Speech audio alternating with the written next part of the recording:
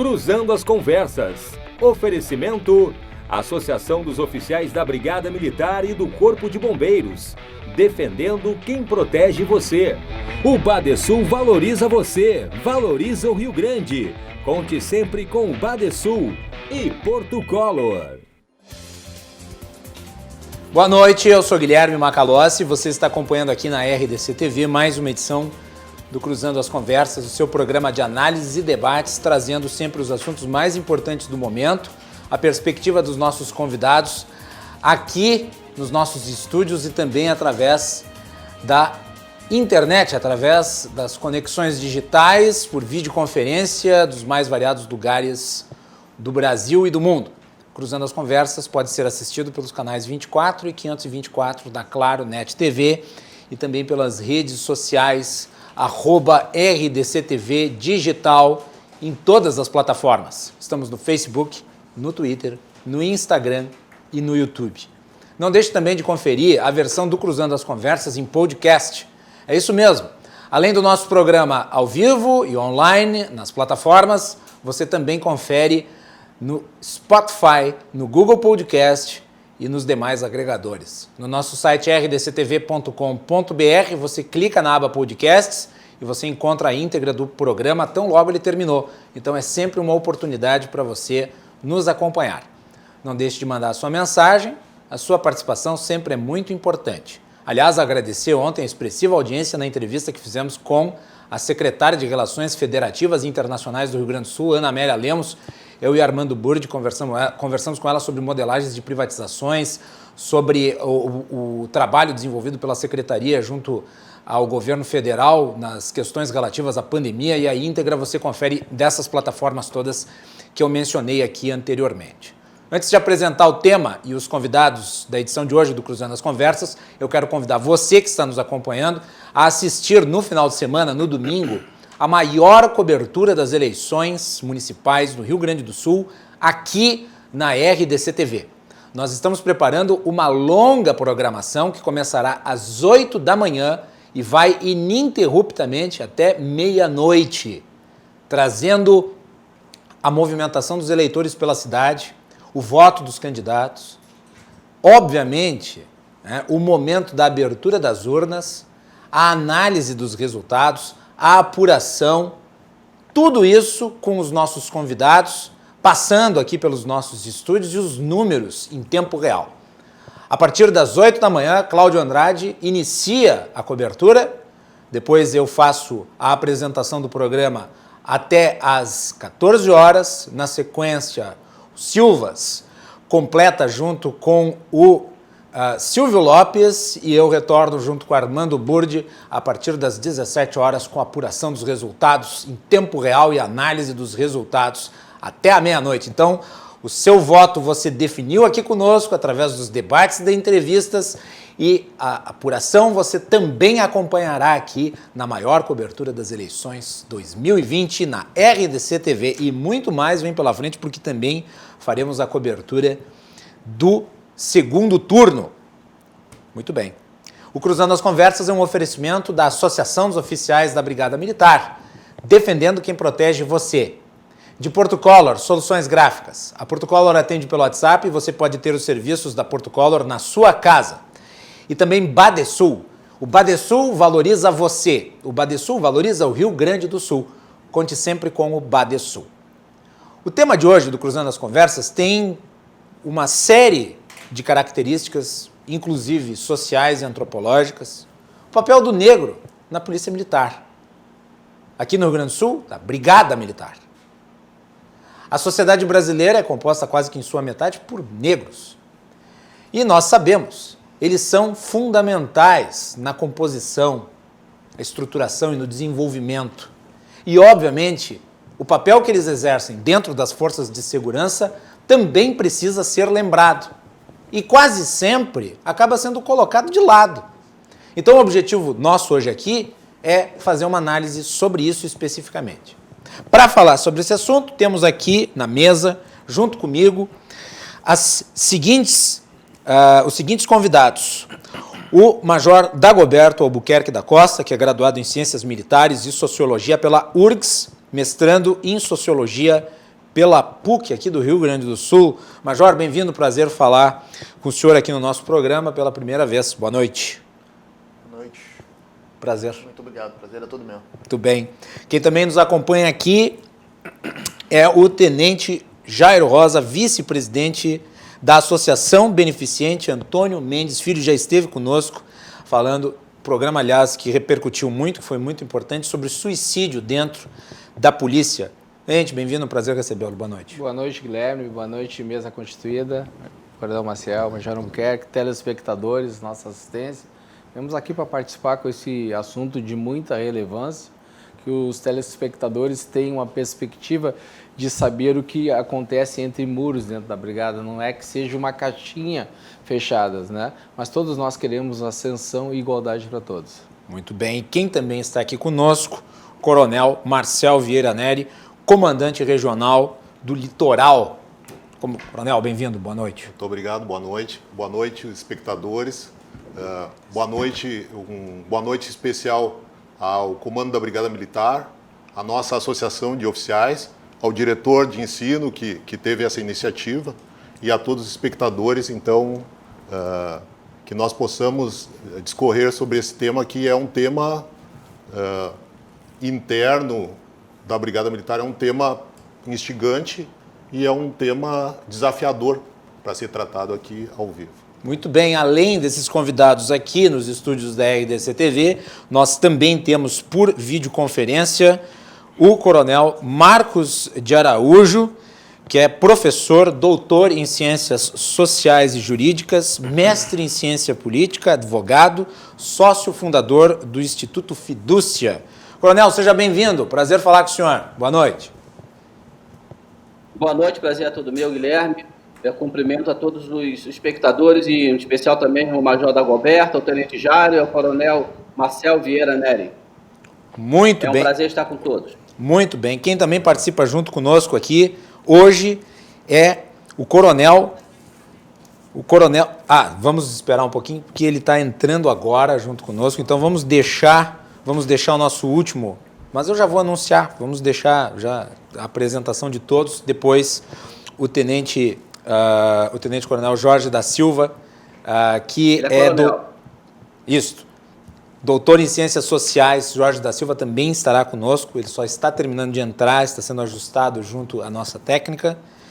Mas eu vou começar já, depois, quando o Coronel participar, entrar junto conosco, nós já passamos também a palavra a ele, mas eu vou começar com o Coronel Marcos de Araújo, porque eu sei que o Coronel tem um estudo feito sobre este tema. Então eu vou pedir para que o Coronel discorra fazendo a apresentação geral do assunto, depois nós entramos nos pormenores. Pode ser assim, Coronel? Pode sim, claro. Então vamos lá. Estou à disposição. Pode começar, Coronel. A palavra está com o senhor. Tá. Eu pensei que iam fazer eu enviei a apresentação, vocês iam fazer Ela já está na tela, Coronel. Já está. Porque eu não estou conseguindo enxergar. Tu não vai conseguir enxergar, mas à medida que o senhor vai vendo na sua tela, o senhor vai fazer a apresentação, o senhor vai passando, o senhor vai dizendo, mudei de quadro, aqui a equipe técnica vai passar também. Tá certo. Então, coloque o primeiro, que é o objetivo, né, que a gente tem para poder falar sobre o tema. Tá? Esse aí é o objetivo, que é exatamente fazer a apresentação desse trabalho que foi feito sobre mobilidade social, multiculturalismo ou discriminação na Polícia Militar. Foi um trabalho realizado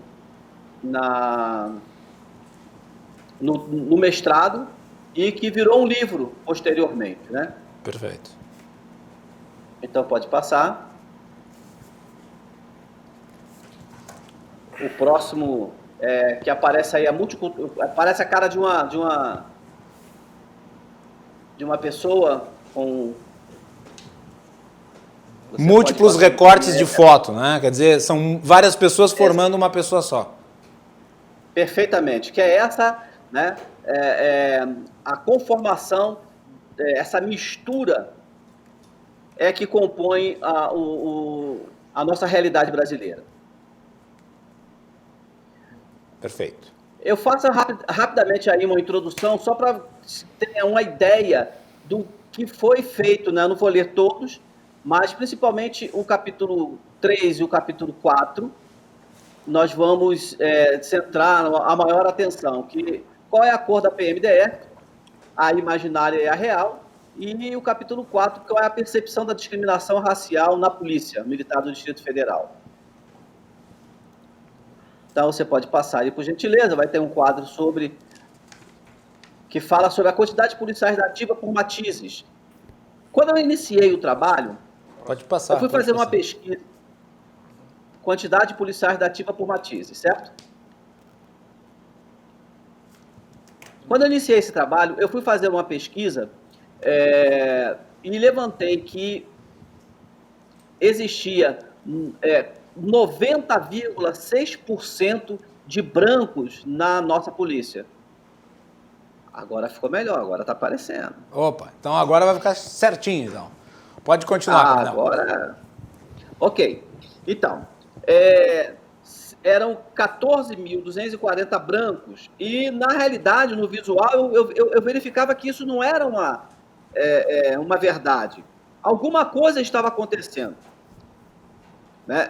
Quando a gente fazia o agregado de negros e pardos, que era o que eles traziam, porque na realidade são pretos e pardos, que é uma classificação sociológica, que é igual a negro, dava 946, que era 6,03%. Era a quantidade de negros. Então eu comecei a fazer a pesquisa, você pode passar? Perfeito. Fomos a campo, com a orientação do nosso... a pessoa que nos deu a orientação, o orientador. Fizemos um trabalho e os dados agregados nos mostraram exatamente o contrário. Tá? Que, na realidade, o percentual de negros, que é exatamente o somatório de pretos e pardos, era de 62,6%. E eu fui identificar qual era a razão dessa desagregação, né? Eu não poderia verificar as classificações dos outros policiais, mas poderia ver a minha. E, pela surpresa, eu estava classificado como branco. E vocês podem perceber, não vai demorar muito, que eu não sou branco, eu sou negro. Então, nós começamos a trabalhar assim, nesse sentido. Identificamos que há uma disparidade muito grande, eu vou fazer depois a conjunção do que eu estou falando, tá? Na escolaridade. Tá? No nível superior, a disparidade ainda é maior. Os negros recebem apenas 65% do obtido por brancos em iguais condições. E eu também, isso a Fundação Sieder, em conjunto com o DIEESE, em 2017.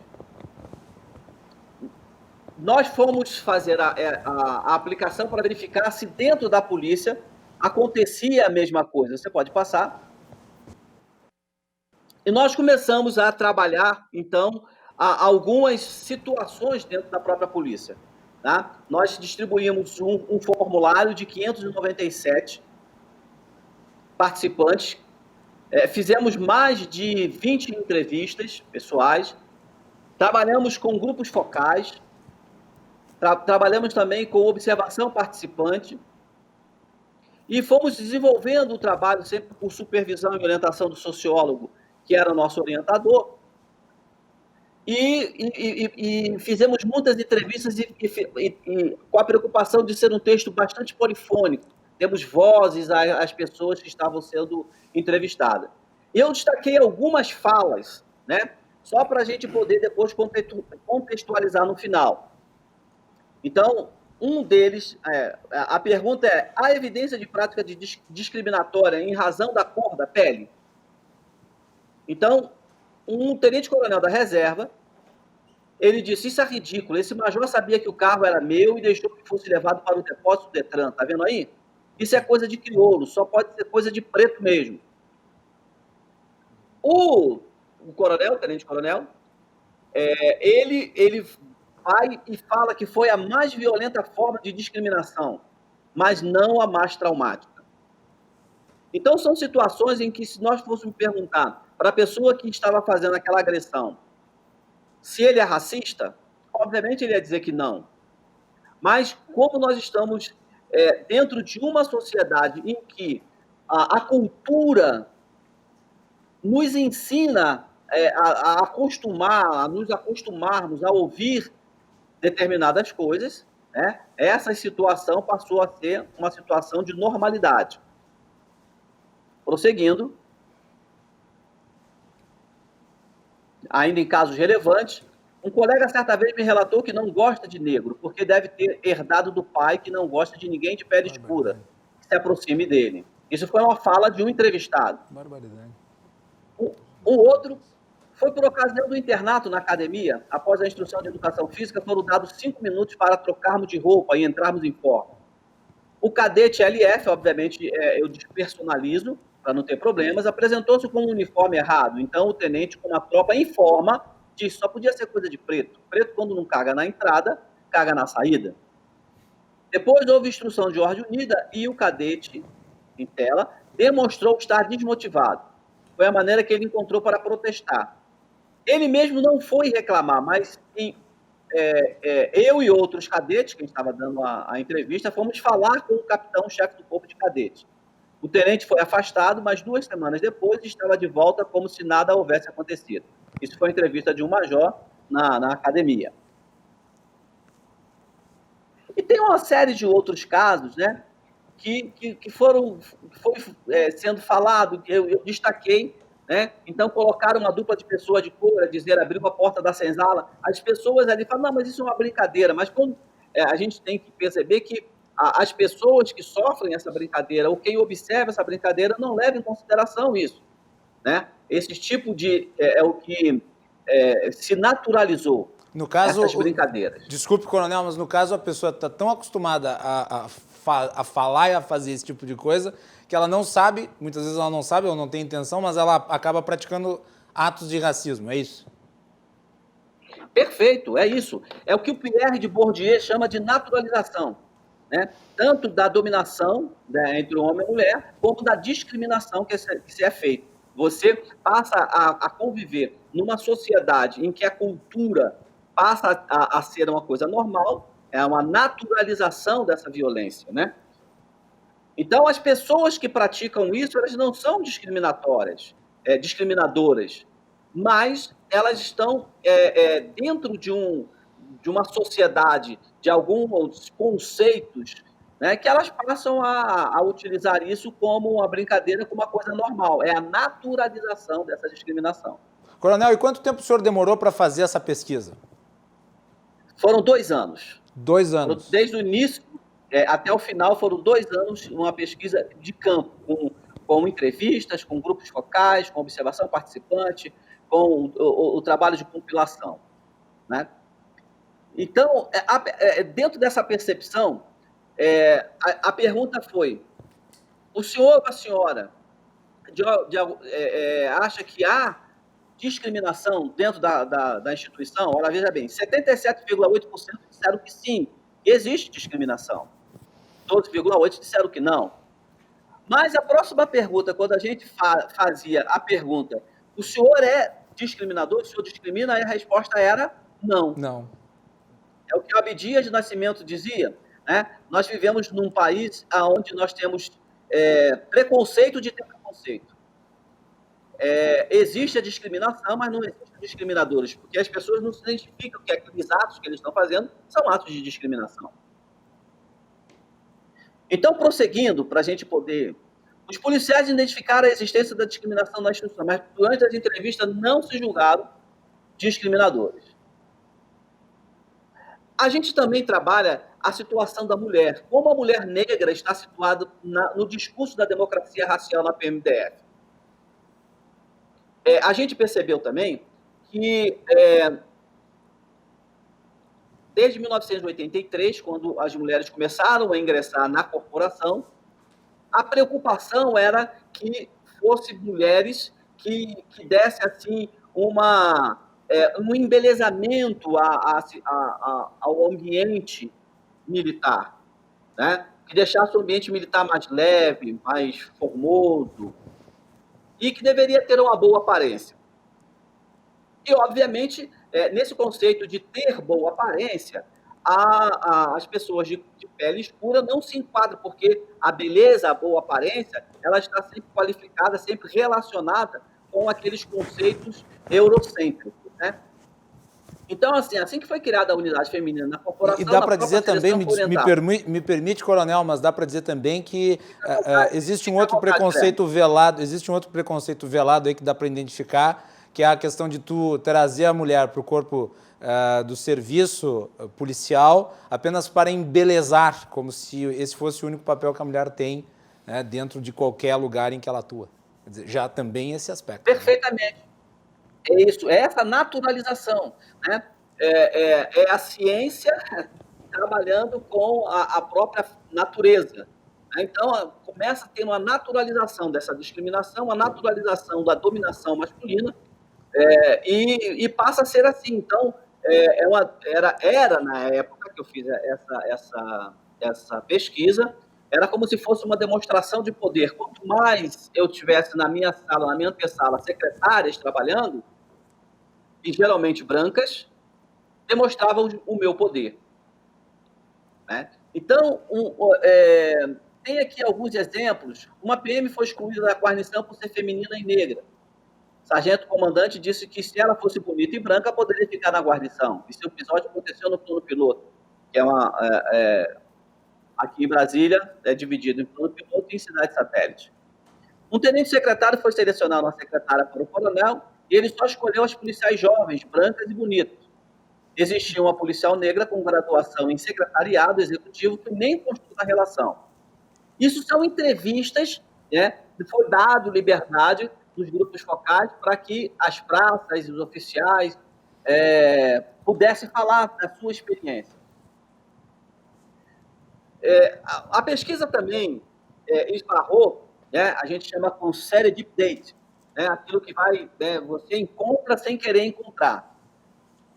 Foi traçado, né, foi pontuado, foi feita a delimitação na discriminação de pele, mas nós encontramos uma série de minorias e grupos vulneráveis na polícia que se sentiam discriminados. E um dos maiores deles não eram os negros, eram exatamente os homossexuais. É um assunto que pode ser para uma outra situação, uma outra entrevista, mas com um detalhe de que homossexuais masculinos são mais discriminados e se sentem mais discriminados do que os homossexuais femininos. Porque os homossexuais femininos eles estão muito mais próximos dos arquétipos, né, do militar, de ser másculo, de ser aquela pessoa para frente, que enfrenta, que grita, que briga e tal, diferentemente do homossexual feminino, que são rechaçados, né? Porque ele fala, na hora que o bicho pega, eu não posso contar com esse camarada. Mas aí está, né, o quadro daquelas pessoas que se sentiam mais discriminadas. E nós chegamos à conclusão, né, porque quando a gente levantou, foi apresentado um problema se havia mobilidade social para negros dentro da polícia, né? Foi o problema que foi apresentado, o problema principal. E foi traçado algumas hipóteses. Nas hipóteses principais, nós identificamos pelo trabalho que a corporação realmente funciona como mobilidade social para negros, né? Apesar dessas dificuldades todas existentes, porque a polícia ela não faz a sua seleção em Marte, ela faz a seleção dentro da sociedade brasileira. E, obviamente, dentro da sociedade brasileira, nós temos situações de homofobia, de sexismo, de discriminação religiosa, de condição social, hierárquica, de classe, enfim. E quando você traz para a corporação, e seja, o Distrito Federal foi apenas uma amostragem, e isso acontece em todas as corporações, né, militares ou não, nós vamos encontrar esse tipo de discriminação, porque é a discriminação que existe na própria sociedade, é a situação que se evidencia na sociedade.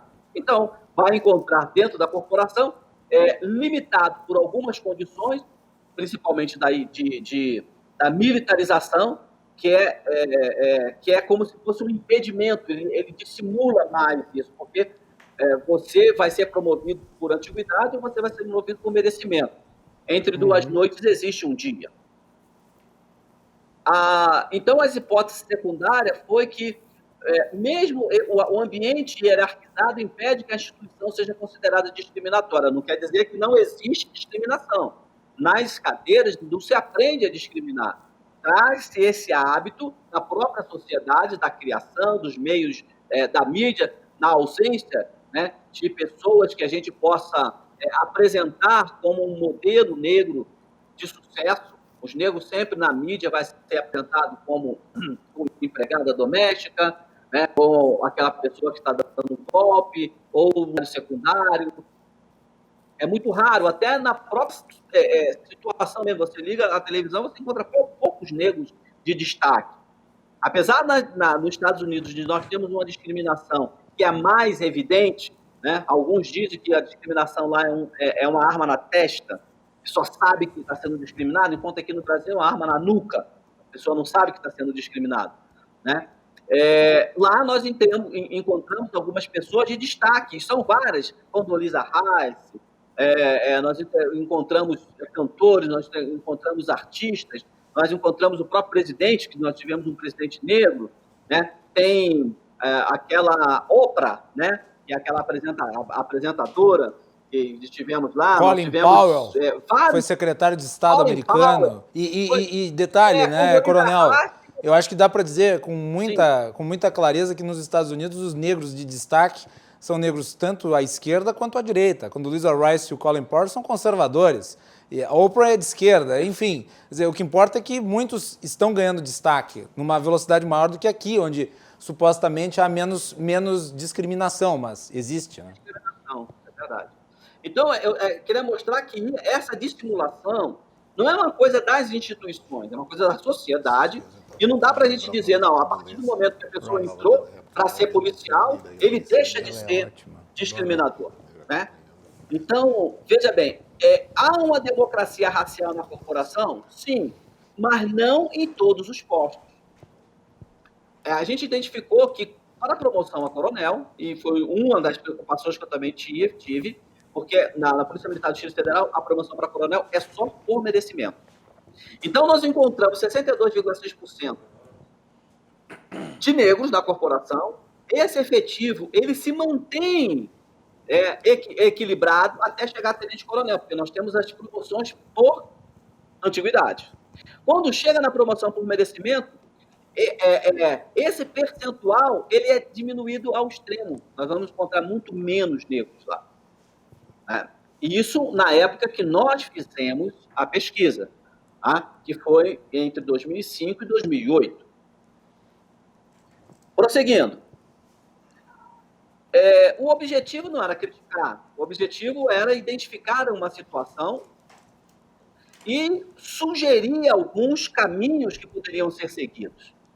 Após quase 2 anos de pesquisa e o tratamento de vários dados relativos ao tema discriminação, algumas recomendações oportunas foram apresentadas, que poderiam ser implantadas na corporação, visando diminuir essas tensões resultantes das práticas discriminatórias identificadas, bem como para serem aprofundadas em novos estudos. Então, um dos estudos foi regulamentar o procedimento de enfrentamento aos crimes de racismo, na Lei 7.716, e na injúria racial, que é do artigo 140, no âmbito do Código Penal, no âmbito da PMDF. E quais foram os caminhos percorridos até chegar na portaria, Guilherme? Uma coisa interessante é que a gente fez algumas propostas, e essas propostas foram aceitas pelo comando da corporação. Uhum. Eu mesmo cheguei, quando eu fui para a reserva em 2016, eu era subcomandante-geral da corporação. Então, foi editada em 2015 a portaria 972, que dispõe sobre procedimentos a serem adotados quando da ocorrência de delitos praticados em razão de discriminação. Como que foi feita essa construção? Foi nomeado uma comissão, do qual eu era presidente, e nós convidamos alguns componente da CEPI do Distrito Federal, Secretaria Especial de Políticas de Promoção de Igualdade Racial do DF, os integrantes do IPEA, né, Carlos Alberto, que está de costa, né, hoje ele é professor no Recôncavo Baiano, né, é um doutor Carlos Alberto.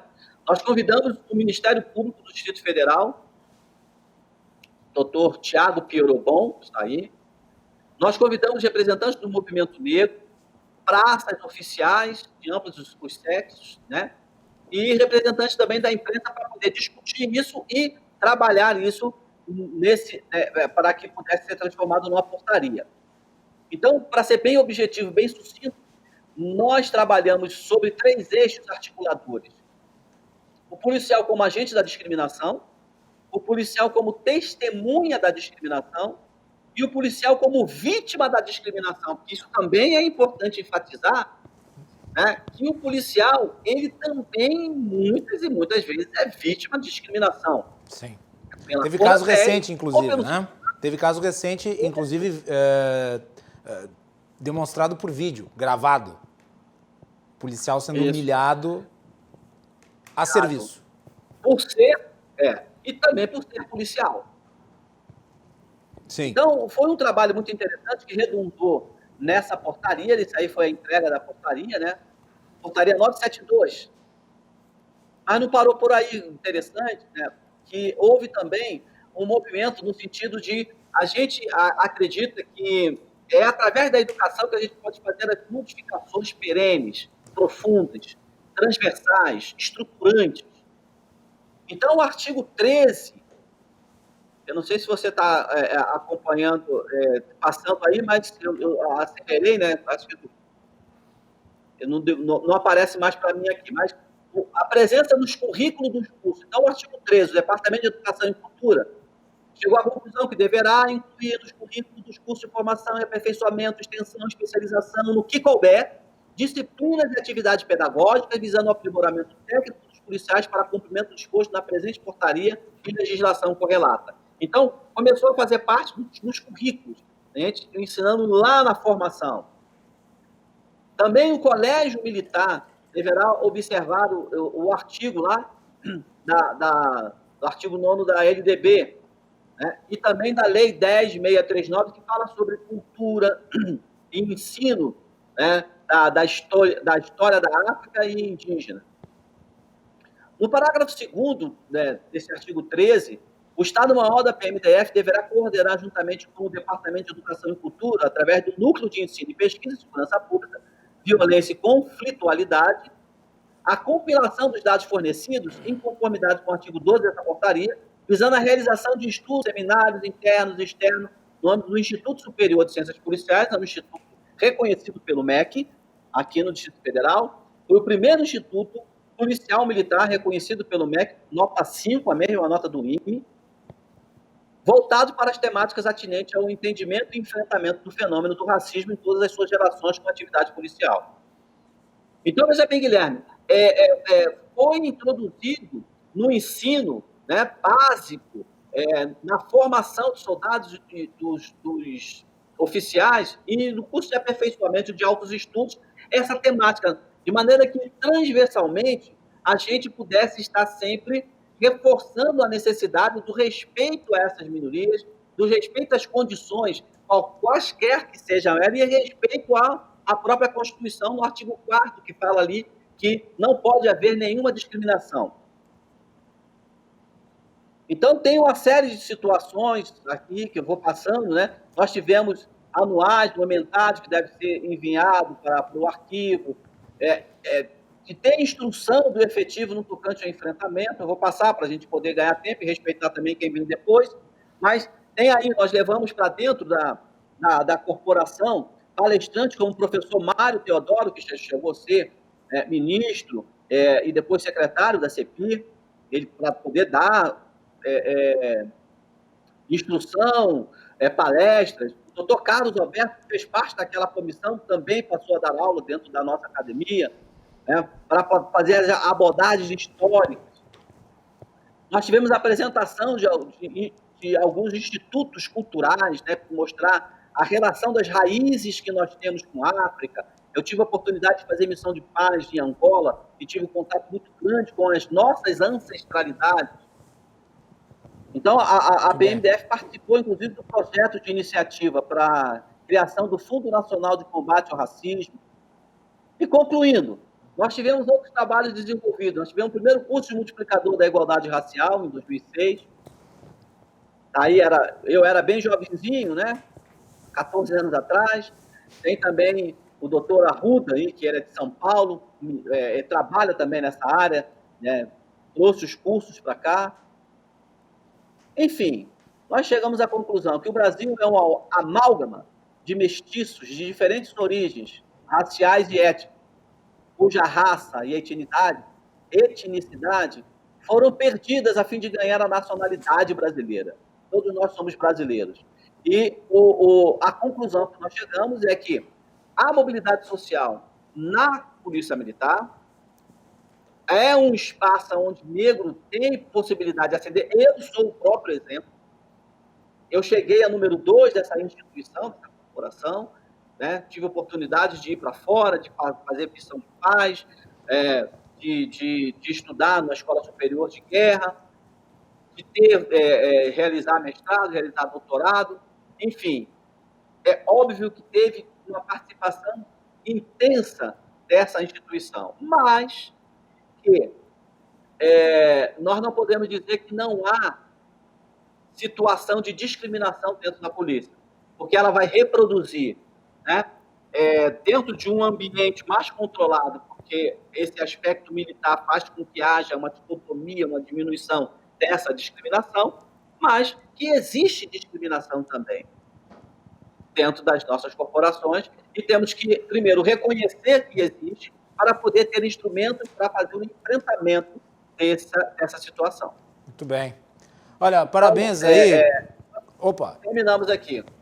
Parabéns, Coronel, por esse trabalho, essa pesquisa que é bastante importante aí para se analisar aí esse cenário. E vamos agora, vamos fazer uma rodada de pinceladas aí entre os demais convidados para ouvir as suas impressões. Eu vou largar uma pergunta que diz respeito, obviamente, à constatação de casos de racismo dentro da corporação.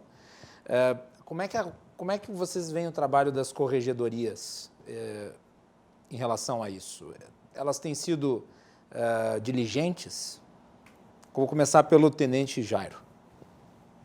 Bom, esse é um assunto recorrente, como te disse, tem muitos assuntos da nossa caserna, a gente chama caserna dentro da nossa instituição, que são de segredos militares, mas somente para a parte operacional, né?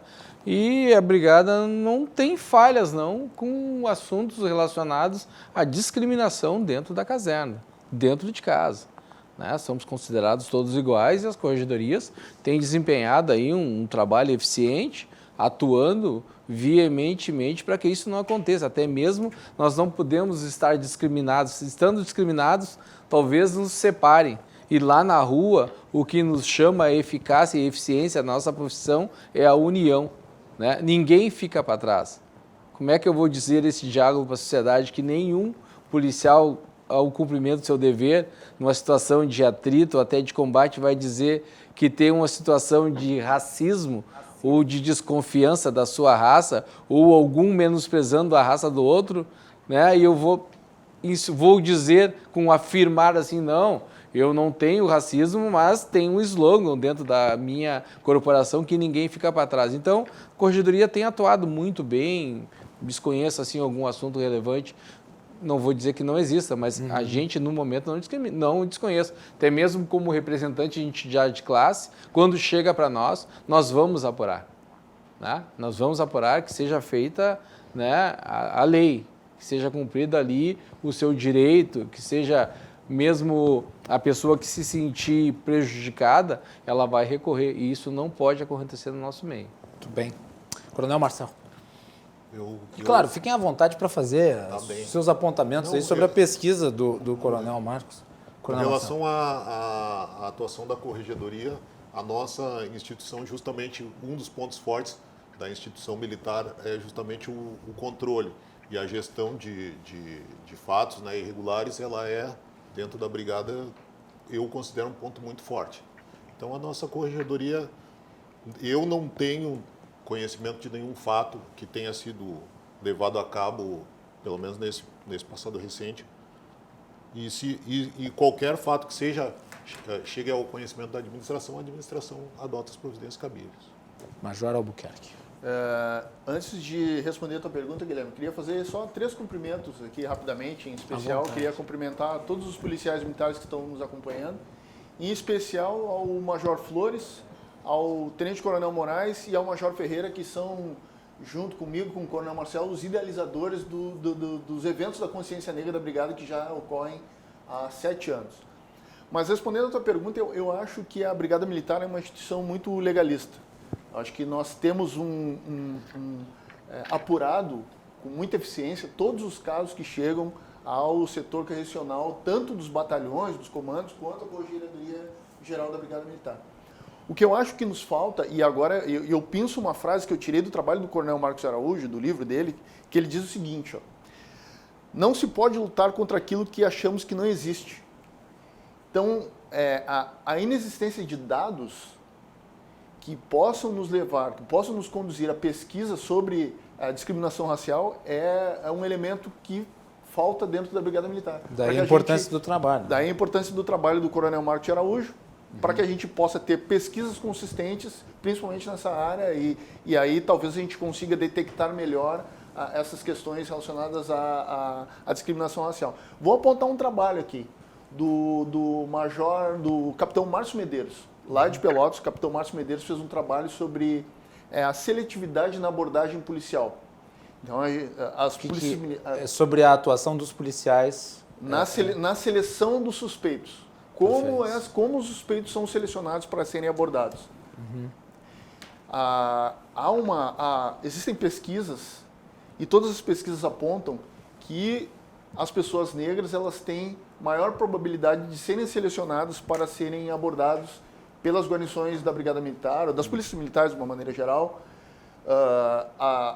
tanto abordadas quanto presas, certo? E mortas também. Algumas pesquisas apontam, depois eu tenho alguns dados aqui para trazer.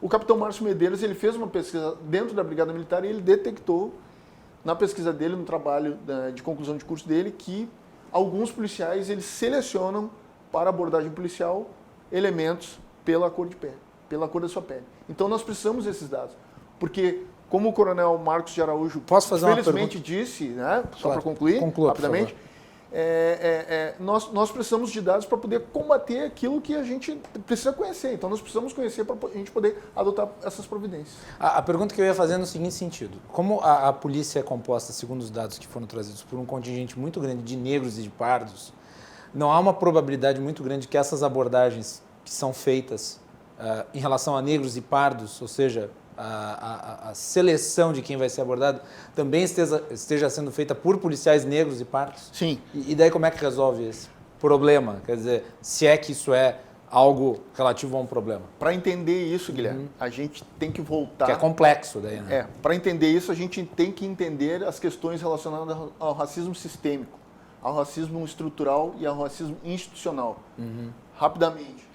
O nosso país ele foi fundado dentro de uma lógica racista. As pessoas foram trazidas escravizadas para o Brasil num movimento de expansão, num movimento colonialista de expansão do capitalismo.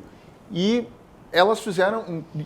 todo o Brasil ele foi fundado em cima dessa lógica da escravização de pessoas. Os negros eles tiveram uma corrida desigual em relação às pessoas brancas. Nós saímos atrás, 380 e tantos anos atrás das pessoas brancas. E quando chegou no dia 14 de maio de 1988, é o que a gente chama de te vira negão, né? A pessoa diz, te vira negão, né? É um tapinha nas costas, te vira negão, te vira negona. Fomos jogados à sorte, né? As pessoas negras escravizadas foram jogadas à sorte e a partir daí a nossa sociedade, não houve nada. Ela se fundamentou. Então o racismo, ele precisa se estabelecer, se manter, porque o racismo, Guilherme, não é uma luta entre brancos e negros. O racismo são relações de poder. E essas relações de poder, para elas serem mantidas, elas precisam usar as instituições para que se mantenha essas relações de privilégio, de poder, e aí entra a Polícia Militar como instituição mantenedora desse status do racismo institucional, né? E a gente precisa combater isso sem paixões, sem a gente levar para o campo moral. O racismo ele não tem que ser encarado como algo imoral. A gente precisa reconhecer o racismo sistêmico para que a gente possa combater. E as polícias militares elas têm que pegar esses dados e internamente trabalhá-los para que a gente não seja órgão. Eu fico muito triste, inclusive, enquanto policial militar, quando apontam a Brigada Militar como sendo uma instituição que pratica o racismo institucional. Mas eu, como pesquisador e como policial, eu tenho 2 compromissos. O compromisso com a minha instituição, Brigada Militar, e o compromisso epistemológico com a pesquisa, né, que eu desenvolvo, que o Coronel Marcos Araújo desenvolve. E então eu tenho o compromisso de não refutar os dados. Eu não vou simplesmente dizer, não existe racismo. Não, eu tenho que pegar esses dados, que são pesquisas sérias, trabalhar esses dados internamente dentro da corporação, para que a minha corporação não seja acusada de praticar racismo institucional. Esse é o nosso compromisso. Perfeito. Coronel Marcel. Posso? Bom. Eu estava esperando uma oportunidade para falar. Eu vou girar a roda ao contrário e depois eu finalizo com o Coronel Marcos. Aproveitando o gancho aqui do Albuquerque, mas eu quero voltar um pouquinho mais para a questão interna. Eu analisei 4 artigos, aí estou falando ainda internamente, para depois nós partir para essa parte aí. Internamente tem um artigo da PMDDF, que é o Tem que ter cor, tem que ter raça, perdão. Polícia Militar com uma ascensão social negra, Aline Maria Machado. Depois,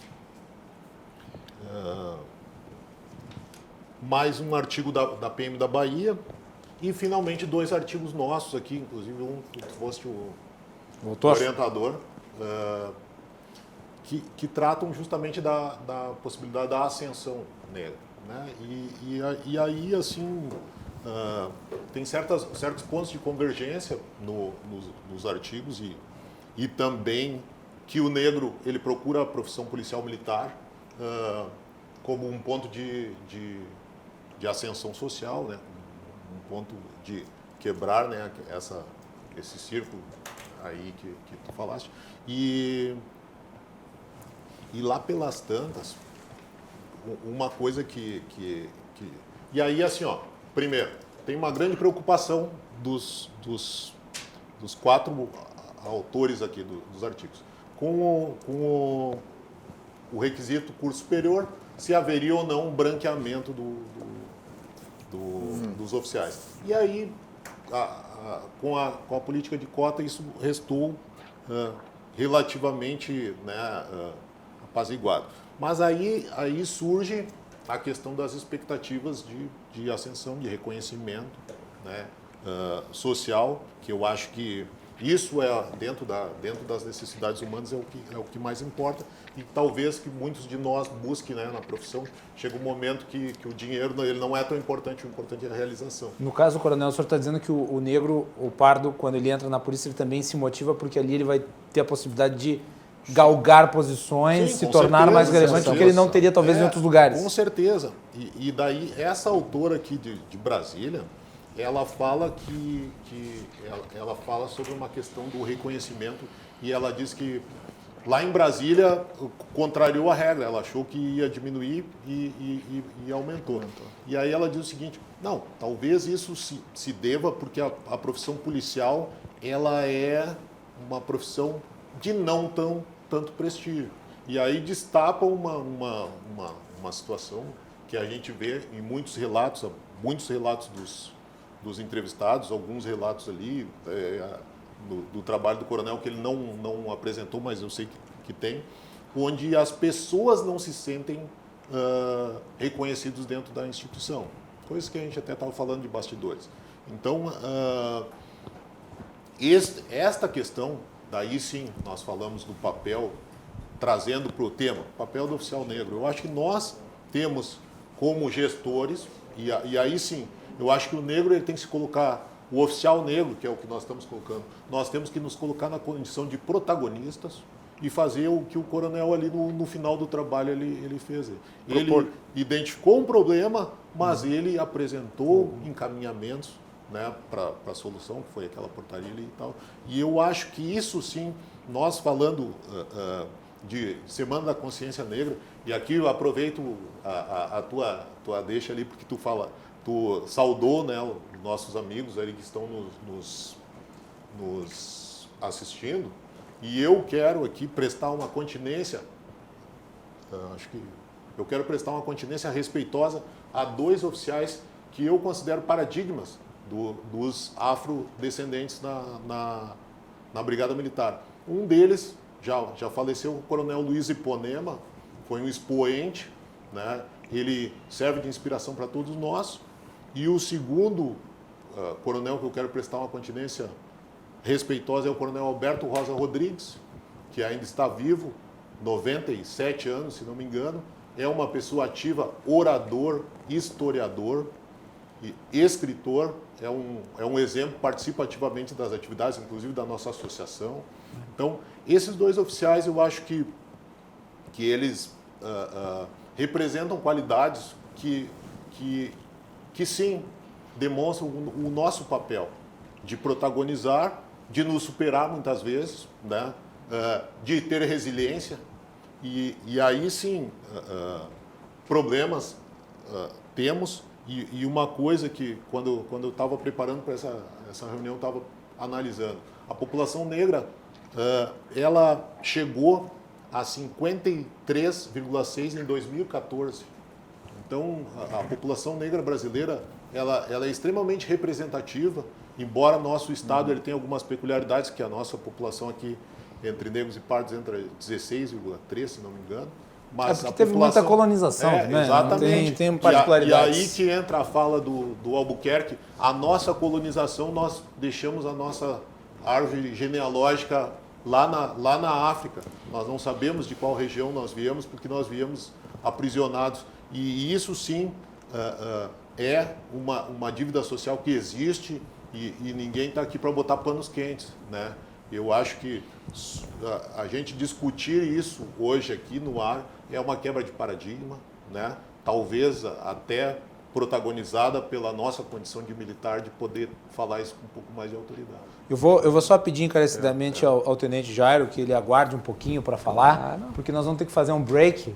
Sim. Nosso tempo mais do que estourou, mas porque nós tivemos aí essa apresentação importantíssima desse trabalho feito pelo Coronel Marcos de Araújo e esses apontamentos iniciais aqui. Depois, na volta, o Tenente Jairo abre o bloco, depois voltamos para o Coronel Jorge, com o Coronel Marcos e também com o Coronel Jorge da Silva. Então, fiquem conosco, o Cruzando as Conversas retorna na sequência.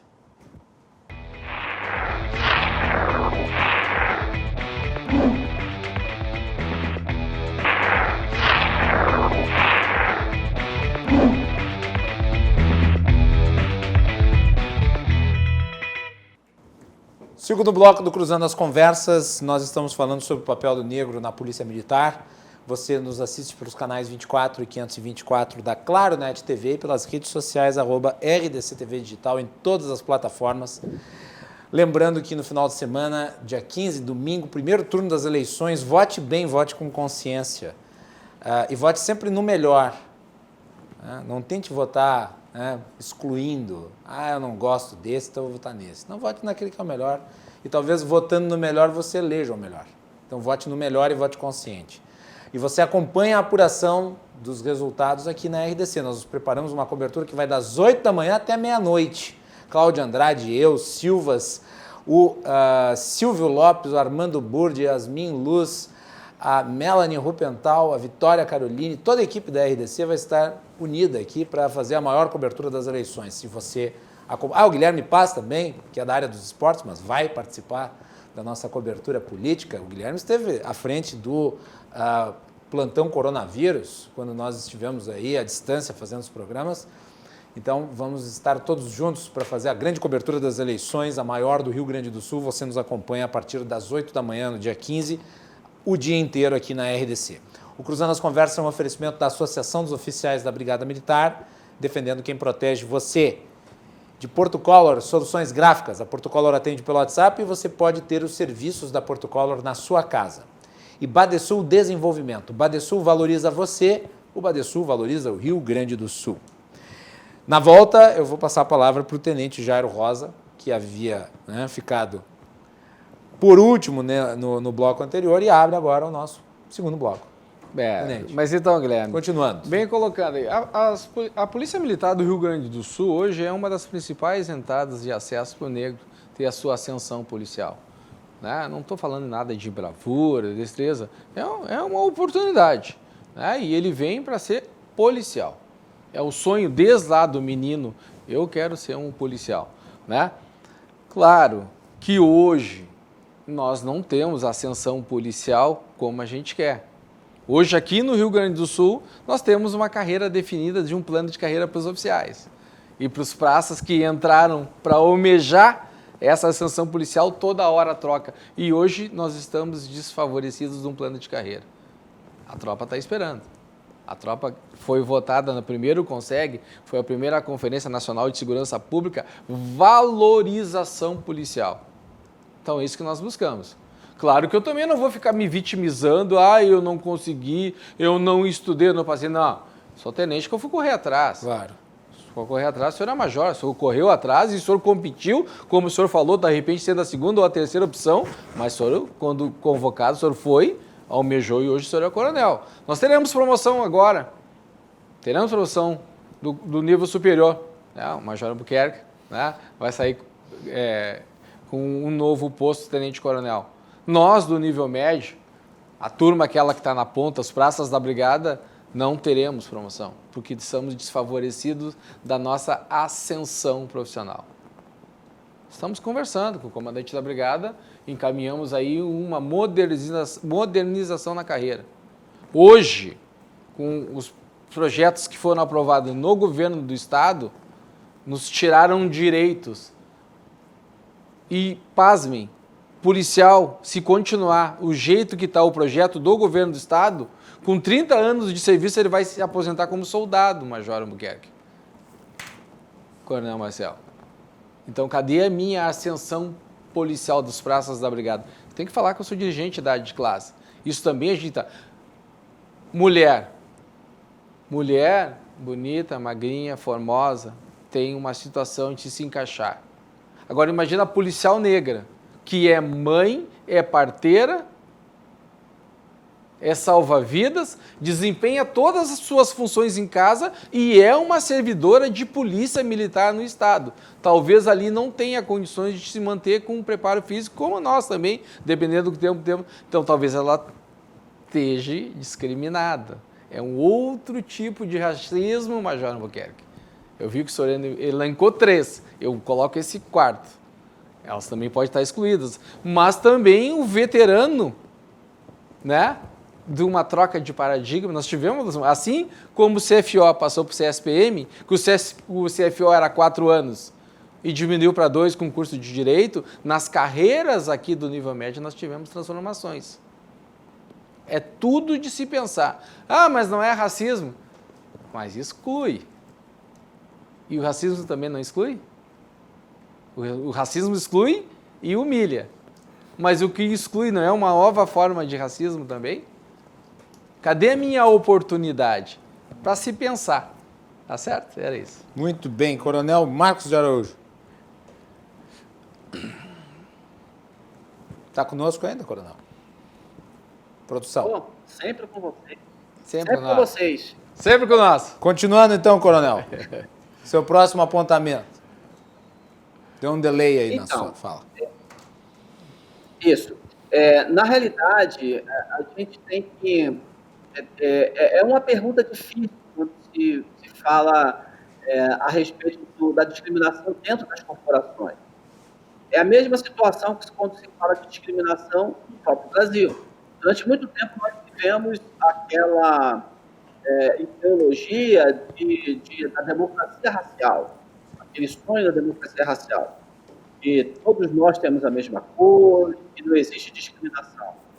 Só em 95 que o governo começou a identificar e aceitar que havia discriminação. não quer dizer que as pessoas que estão convivendo isso sejam discriminadoras, sejam racistas. Mas que existe discriminação, existe.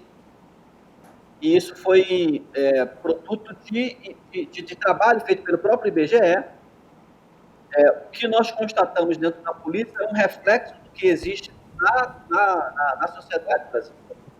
Quando nós fomos para uma população de 52% de negros, e vamos ver na representatividade do poder, representatividade do poder, quantos negros existem lá? Vocês vão ver que são poucos. Ora, esse número reduzido de pessoas de peles negras que vão representar no poder, como nós podemos dizer, isso não quer dizer que haja racismo, é porque não tem o preparo suficiente para chegar lá. Isso a gente ouve muitas vezes. Mas isso é uma reprodução da própria sociedade. Sim, tu tem menos negros em papéis de destaque. É isso. E existem várias razões para que isso ocorra, né, Coronel? Dentre elas, essa que nós estamos mencionando aqui no programa de hoje. Vamos passar aqui para o Major Albuquerque. Major. O racismo dentro da PM, ele é difícil de detectar, ele fica turvo, justamente porque há um ar de democracia dentro das instituições policiais. Uhum. E eu digo isso porque o regulamento é o mesmo para mim, para o Tenente Jair, para o Coronel Marcel, para o Coronel Marcos Araújo. Todas as regulamentações, basicamente, nas polícias elas são praticamente iguais, né? Sim. As hierarquias são iguais. Então, existe esse ar de democracia dentro dos postos e dentro das graduações das polícias militares. Então, por isso que há essa percepção de que não há racismo interno. O que vai detectar realmente são pesquisas, que nem a do Coronel Marcos Araújo. Eu estou fazendo uma pesquisa dentro da Brigada no meu mestrado, que é justamente aqui no Brasil, sobre... o racismo aqui no Brasil, ele não é aquela coisa escancarada. Ele é feito aos sussurros, ao pé da orelha. O coronel... Ele é até mais tóxico, porque é difícil de ser identificado. Eu cito o Coronel Ibis Pereira, ele fala exatamente isso que tu acabou de falar. O Coronel Ibis Pereira ele diz assim, o racismo no Brasil ele prescinde da violência. O racismo no Brasil ele prescinde da violência. Quando a gente fala em racismo no Brasil, não é assim, um branco pega um negro, pendura numa árvore, joga fogo na casa do camarada, queima o carro, dá uns tiros. Não.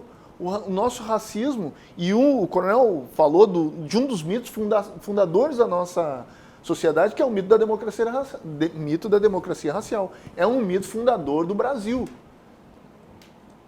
Esse mito, ele diz que existia uma relação cordial entre os escravizados, entre os senhores de escravo, né? Que quase que ele diz que as pessoas gostavam de ser escravos. Eles gostavam de ser escravos. Né? Então esse mito acabou sendo um mito fundacional. E ele foi, como o nosso Kabengele Mulanga diz, né, também, né, ele acabou virando... O racismo ele acabou virando científico dentro do nosso país. Né?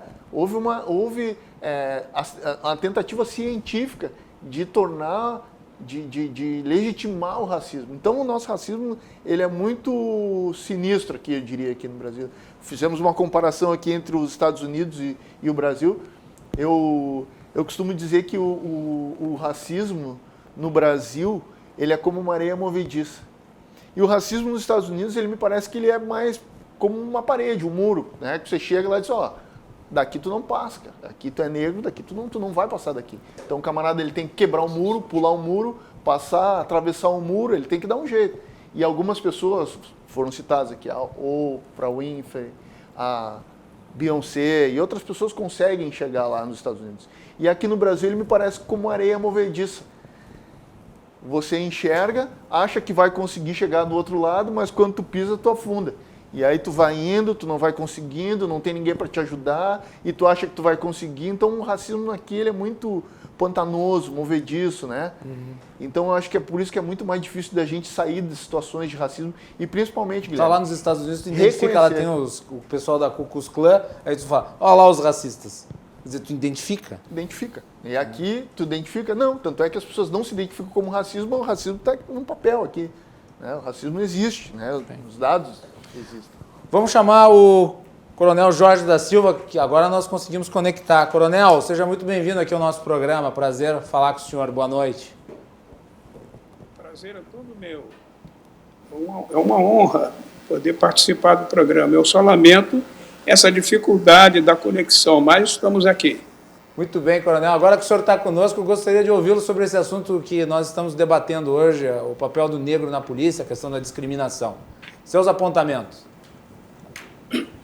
Bom, eu costumo me ater exatamente ao que foi pedido, né? Então, por exemplo, o papel do negro na Polícia Militar Brasileira. Quer dizer, eu não posso falar do papel do negro na Polícia Militar Brasileira. Quer dizer, nós tivemos agora um importante depoimento de uma pesquisa feita na Polícia, numa das corporações da Polícia Militar. Eu vou falar, quer dizer, o que eu vou falar tem a ver com a minha experiência no Rio de Janeiro, na Polícia Militar do Rio de Janeiro, como cidadão do Rio de Janeiro e como cidadão policial militar no Rio de Janeiro. Quer dizer, embora o que eu fale possa também acontecer em outros lugares. Como eu sou mais velho, eu vou fazer uma abordagem em perspectiva longitudinal. Eu entrei na PM aos 17 anos, em 1961. Ou seja, eu entrei na PM há 59 anos. E de lá para cá, eu estive na atividade da segurança pública durante todo o tempo da minha permanência na PM, e depois, na reserva, eu participei de governos na condição de secretário de Estado, de Direitos Humanos, de coordenador de segurança, etc., até 2006. Quer dizer, então, eu acho que tem uma experiência muito grande, embora depois de todo esse tempo da reserva, eu continuei versando sobre isso. E eu tenho alguns livros publicados sobre racismo. E um dado importante, que eu acho que é significativo dizer, é que, como capitão, eu estive nos Estados Unidos fazendo um curso mandado pela Polícia Militar. E, naquela época, eu estou falando da década de 1980, por aí, 1970 e poucos, por aí, eu era capitão, então fui mandado na Polícia Militar do Rio de Janeiro. Quer dizer, se eu tivesse externado o que eu pensava sobre essa questão, sobre a questão racial, eu não chegaria a coronel com certeza, porque era praticamente proibido. Ninguém dizia que era proibido, mas se você falasse qualquer coisa, se você dissesse que a nossa sociedade é racista, era um problema sério. Então, eu simplesmente me calava. Estive nos Estados Unidos, recolhi muito material e guardei em casa. E, em 1988, eu observei que a sociedade brasileira queria comemorar numa efeméride dos 100 anos da abolição, uma coisa maravilhosa que o Brasil teria feito, né? Como já foi mencionado aí, né? A democracia racial brasileira, onde todos são iguais. Eu aí, já coronel, eu resolvi participar de um concurso da OAB, né, mostrando praticamente isso que mais ou menos o companheiro falou, sobre o engodo que era isso, quer dizer, sobre o mito da democracia racial. E eu ganhei o concurso, né, mas anonimamente, ninguém sabia que era um coronel da PM, que a PM era normalmente massacrada pela crítica. E eles ficaram muito surpresos de um coronel da Polícia Militar, da ativa, né, ter defendido aquela posição e mostrando que realmente o país era um país racista e não tinha nada a perder nesse item para os Estados Unidos, e por aí fui adiante. E escrevi alguns livros, eu tenho livros já publicados, dentre esses, todos os livros versando sobre segurança pública, violência, e principalmente sobre atividade policial. E estou para lançar, agora daqui a uma semana, 10 dias, mais um livro, que vai se intitular PMs, A Sina dos Algozes Vítimas. Esse livro sairá nos próximos dias, se Deus quiser. Então, desse mito, do mito da democracia racial, você passou ao tabu, quer dizer, era o mito e tabu. O tabu é aquilo que você não pode falar nisso. Só para você ter uma ideia, o tabu era tão forte que a Lei de Segurança Nacional, publicada em 1969 pela Junta Militar, punia com pena de reclusão de 10 a 20 anos quem incitasse ao ódio ou à discriminação racial. Quer dizer, um tipo penal muito aberto. Quer dizer, se você dissesse, naquela época, né, da Junta Militar, e mesmo depois, nos 20 anos de regime militar, se você dissesse que havia racismo no Brasil, se você lutasse contra o racismo, você estaria pregando a discriminação. Logo, você estava sujeito a pegar uma pena de 10 a 20 anos de prisão. Eu não estou exagerando, não. Então, com relação ao papel do negro, o papel do negro dentro da Polícia Militar. Então, como eu já adiantei, dentro da Polícia Militar não existe o papel do negro. Mesmo porque aqui no Rio de Janeiro, né, se você for perguntar aos policiais qual é a cor deles, hoje já está bem diferente, porque o movimento negro, há um grande avanço nessa questão racial no Brasil nos últimos anos, principalmente depois da Constituição de 1988, aliás, que muita gente acha que ela concedeu direitos demais, direitos em demasia. E as pessoas que dizem isso, que concedeu direitos em demasia, são as pessoas destinatárias dos privilégios. Quer dizer, quem tem privilégio não precisa de direito. Privilégios penais, como prisão especial, foro privilegiado. Então, são essas pessoas que dizem que o povo está tendo direitos demais. Quer dizer, os privilegiados falam que o povo tem direitos demais. Então, eu acho que o grande problema do Rio de Janeiro, que as pessoas não levam em consideração, é que o Rio de Janeiro foi a cidade do mundo, não é a cidade do Brasil, não, a cidade do mundo que mais recebeu africanos feitos escravos aqui. Foram 2 milhões de africanos feitos escravos no Rio de Janeiro, dos 5 milhões do Brasil. Ou seja, o Rio de Janeiro foi a cidade que mais recebeu africanos do mundo e o Brasil foi o país que recebeu mais africanos do mundo. E muita gente diz assim, não, mas eles eram escravos na África. Essa é uma tremenda mentira, porque os navios que iam buscar africanos na costa da África ficavam lá esperando, às vezes, 2 meses, até que a carga fosse preada, fosse nas matas e perto das tribos para poder trazer em seus navios. Era assim que funcionava. Claro que havia africanos também, negros, que ajudavam, né, os traficantes. Mas o principal traficante de escravos na África era um brasileiro da Bahia. Bom, muito bem. E então, o que acontece no Brasil, realmente, é que nós temos hoje uma mudança muito significativa a partir da Constituição de 1988, como eu já disse. E isso se deve, né, essa mudança se deve ao movimento negro. Movimento esse, quer dizer, entre aspas, porque o movimento negro ele começa mesmo em 1915.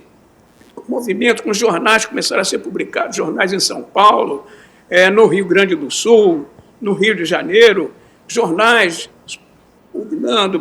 lutando pela emancipação social, né, dos negros. Então, o movimento negro começa a se fortalecer e isso parece que causa assim, um grande temor nas elites brasileiras, nas elites principalmente. Quando eu falo nas elites brasileiras, eu estou falando principalmente das elites brancas. Não é?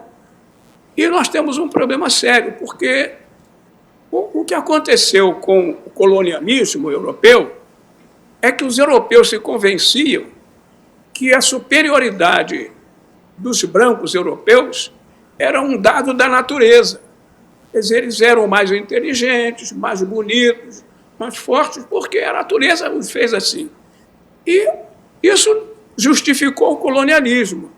Só que descendentes de europeus no mundo inteiro, inclusive no Brasil, continuam com essa visão de que os brancos são mais inteligentes e bonitos. Só uma pergunta retórica. Qual era a cor de Jesus Cristo, ser humano que viveu na Terra? Ele era loiro, como a Igreja Católica pintou, loiro de olhos azuis, de cabelos sedosos, e como você vê retratos de Jesus Cristo por toda parte, olhos azuis, cabelos sedosos e loiros. Quer dizer, eu estou mostrando apenas como esse símbolo é um símbolo da branquidade, é o símbolo da branquitude. Então, o que nós brasileiros precisamos fazer, todos nós, é reconhecermos que as pessoas não podem mais ser qualificadas pela cor da pele, pela aparência. Quer dizer, se nós não concluirmos, não chegarmos à conclusão que somos todos iguais, quer dizer, somos todos iguais perante Deus, perante a natureza. Quer dizer, então não tem mais essa coisa de dizer que a diferença Então, e outra coisa, essa insistência em manter esse padrão antigo só gera intolerância. Intolerância religiosa, intolerância racial, intolerância com relação às mulheres.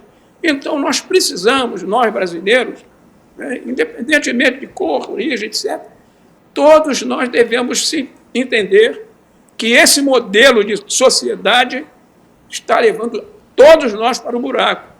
Muito bem. E eu dou um exemplo disso. A violência que acontece em todas as grandes cidades brasileiras, principalmente no Rio de Janeiro. Cidade hoje tomada por traficantes e milicianos.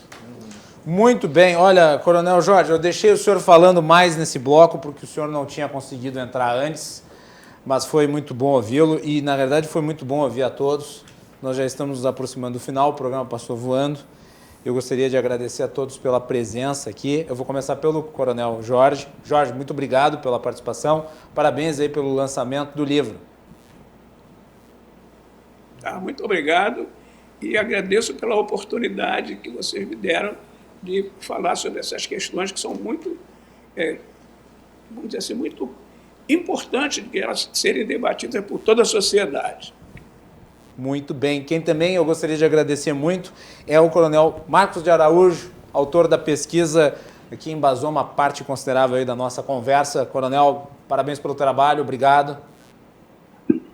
Eu que agradeço, Guilherme, e parabenizo a todos aí pelo trabalho que vem realizando, pelo alcance que vem conseguindo aí através dos seus programas. Parabéns pela iniciativa. Obrigado, Coronel. Também gostaria de agradecer o Tenente Jairo Rosa.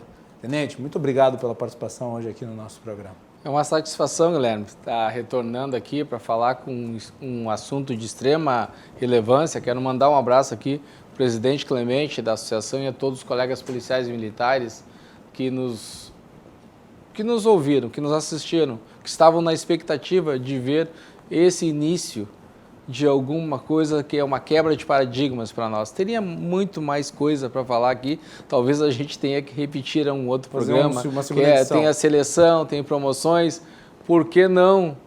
Nós tivemos um chefe da Casa Militar negro, por que não um comandante-geral negro? Na minha carreira no nível médio,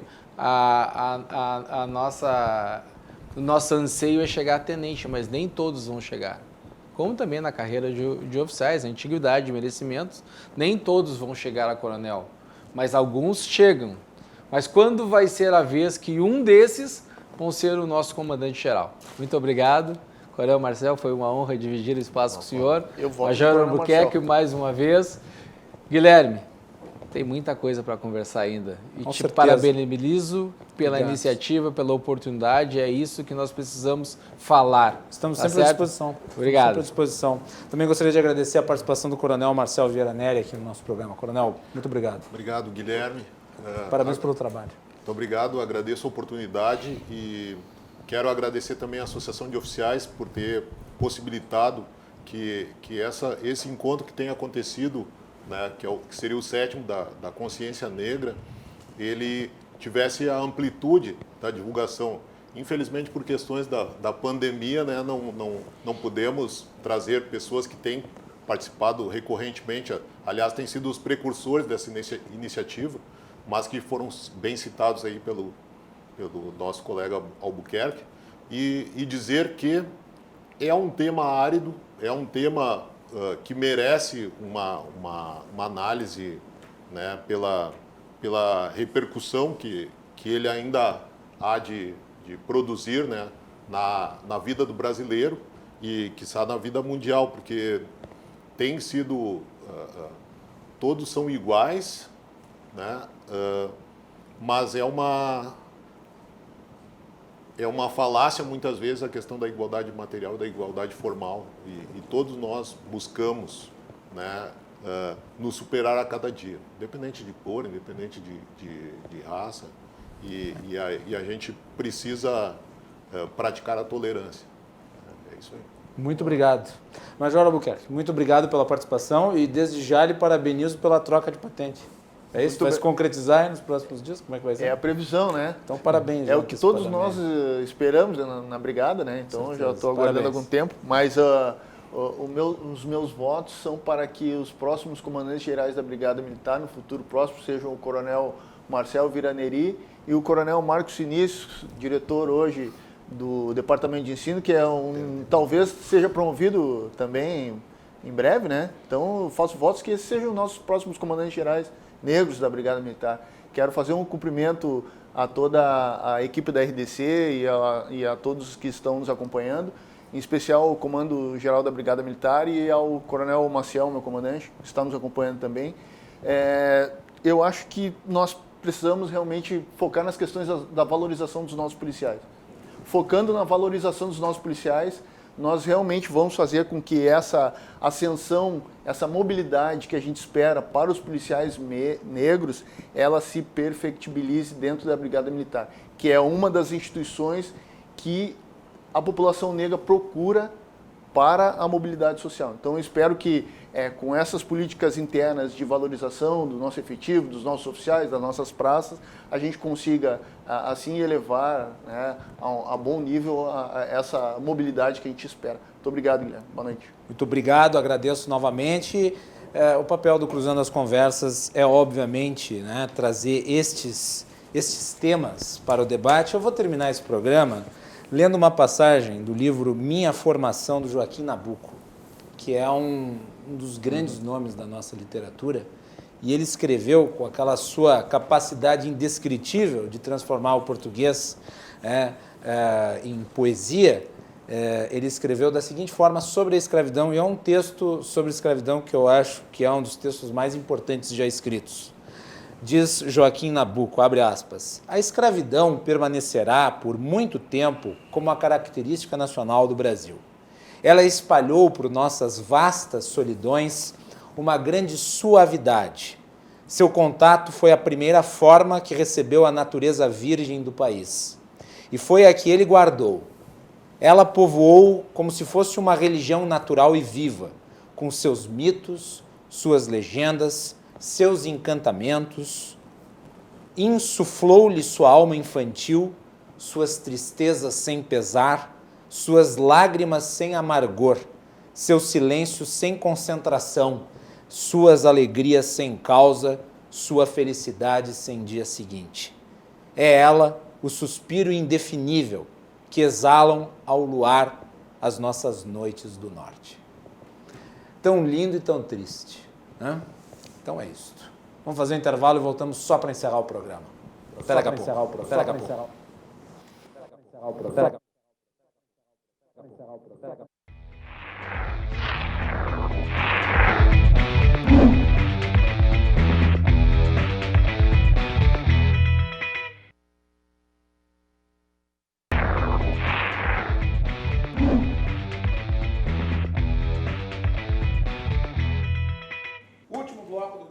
conversas em formato vapt-vupt, como diria o professor Raimundo, porque bem curtinho, nós já estouramos o tempo completamente, mas a pauta era necessária e, aliás, agradecer ao Tenente Coronel Marcos Vinícius por ter proposto essa pauta. E nós, de imediato, acatamos, porque, afinal de contas, é uma pauta fundamental e, mais do que isso, diz respeito a uma entidade pela qual a RDC-TV tem um enorme respeito, a Brigada Militar, e da forma como nós nos colocamos aqui, queremos dizer que tentamos ser a voz da Brigada Militar nos meios de comunicação. Então, nós fazemos uma defesa canina da segurança e do trabalho da polícia e, nesse sentido, nos associamos em todas as suas demandas. Então, estamos nos prestando a esse papel porque achamos que é nosso dever e eu acho que a sociedade concorda com isso. E a sociedade que tem tamanho respeito pela Brigada Militar, pelos seus integrantes, tenho certeza, acompanha o nosso programa com muito interesse. Então, agradecer aí ao Tenente Coronel Marcos Vinícius e dizer que a RDC está sempre de portas abertas para todos da Brigada Militar. O nosso programa é um oferecimento da Associação dos Oficiais da Brigada Militar, defendendo quem protege você, de Porto Color, soluções gráficas. A Porto Color atende pelo WhatsApp e você pode ter os serviços da Porto Color na sua casa, e também de Badesul Desenvolvimento. O Badesul valoriza você, o Badesul valoriza o Rio Grande do Sul. Conte sempre com o Badesul. No programa de amanhã, nós vamos falar com a direção do CIMERS aqui do Rio Grande do Sul sobre questões relativas à pandemia e também a política, qual a relação dela agora que estamos chegando nas eleições municipais, a visão dos médicos em relação às demandas de gestão de saúde que são fundamentais. Então, fiquem ligados. E no dia 15, a RDC faz a maior cobertura das eleições, das 8 da manhã até a meia-noite. A nossa equipe vai estar mobilizada para trazer para vocês a votação, desde o momento em que os eleitores vão aos colégios eleitorais até a abertura dos votos, com a análise dos resultados. Uma boa noite a todos e até mais.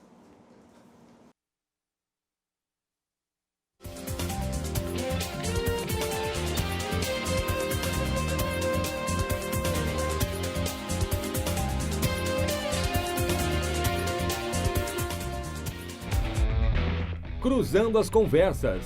Oferecimento: Associação dos Oficiais da Brigada Militar e do Corpo de Bombeiros. Defendendo quem protege você. O Badesul valoriza você, valoriza o Rio Grande. Conte sempre com o Badesul e Porto Color.